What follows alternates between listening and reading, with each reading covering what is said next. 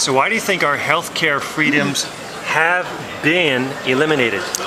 Well, what happened, which most people have no idea of, is in 2007 there was actually a new law passed in Ontario. It passed third reading, and this law included a new Controlled Act of Psychotherapy.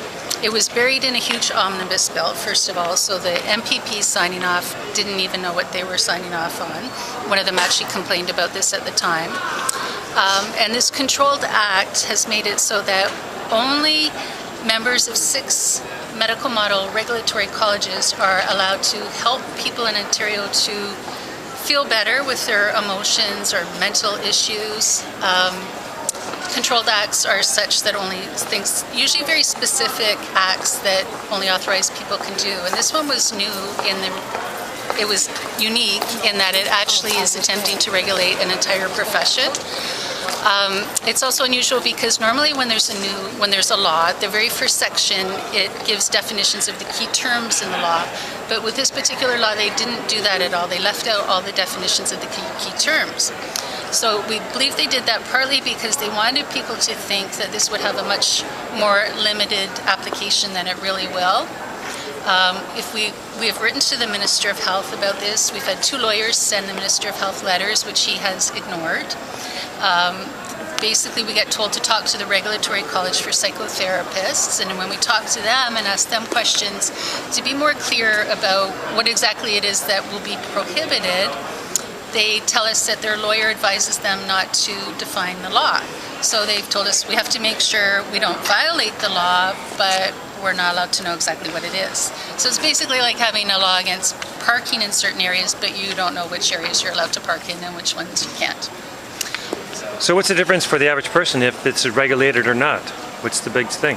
You said only 6 of them, or we're... There's only 6 regulatory colleges that will be allowed to do it. The members will be allowed to do it. So it's MDs, nurses, registered psychotherapists, psychologists, social workers, and occupational therapists. So if they're allowed to do the Controlled Act, everybody else in Ontario is not allowed to do the Controlled Act. And what our research has shown, because they didn't define it in the law, we did research to find out, well, how have these terms been defined elsewhere? So my colleague in Ottawa was very clever, and she dug up dictionaries of psychology. And what's interesting is at the same time this law was brought in, the American Psychological Association put out a new edition of their Dictionary of Psychology. And this new edition had a greatly expanded appendix where they give lists of psychotherapy approaches. So there's now over 300 entries on this list. And there's a few other dictionaries as well. For example, the Oxford Dictionary is considered another authoritative source. And they're giving these long lists of supposedly psychotherapy techniques. So reflexology, hypnotherapy, light therapy, exercise therapy. So these things are outlawed according to this.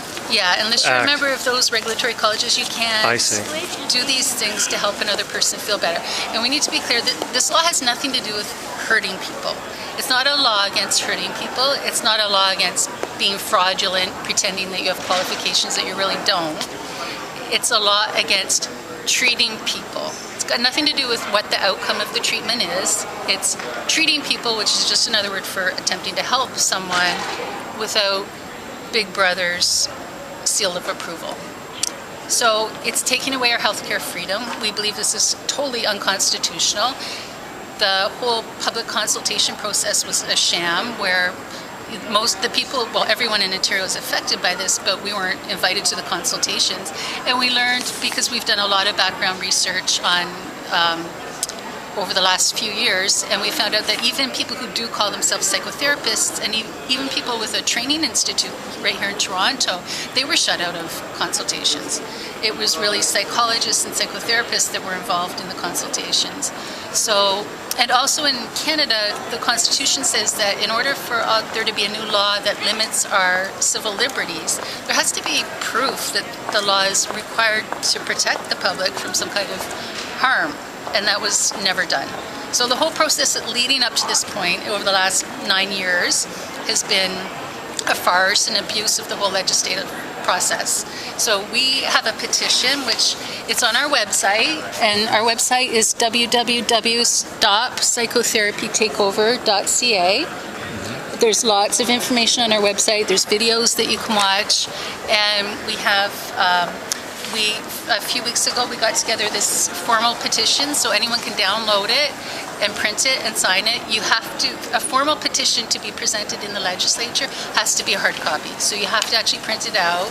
You'll mail it to the address given on here. We're collecting them all at my colleague's home in Ottawa, and then they will be eventually presented in the legislature. We're asking for this law to be repealed.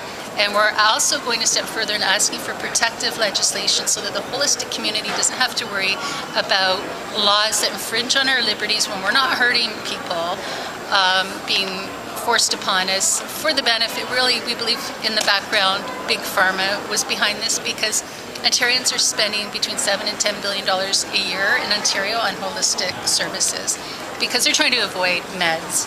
And, and some people, not everyone wants long, drawn-out talk therapy. That's probably the clincher behind this whole thing. Yes, they're trying to weed out the competition. Yes. I see. Exactly. That's how So we that's look what the at public it. really has to know what's behind this whole thing then. Yes, that's what we believe is truly behind it. It's always framed in terms of protecting the public, but there's no proof that we need to be protected. I do Reiki, and Reiki can't hurt people. I mean, it's a non-invasive. So again, for more procedure. information to get involved with this, So website is... Please go to www.psychotherapytakeover.ca. There's no spaces or underscores. It's just one long blurb. You find lots of information and pre-written letters for your MPPs that you can just put in your name, and it get all copied to every single MPP. So everybody, just tell everybody So the that cares objective about. is to stop this, so the end result for you is that people can resume feeling better. Exactly.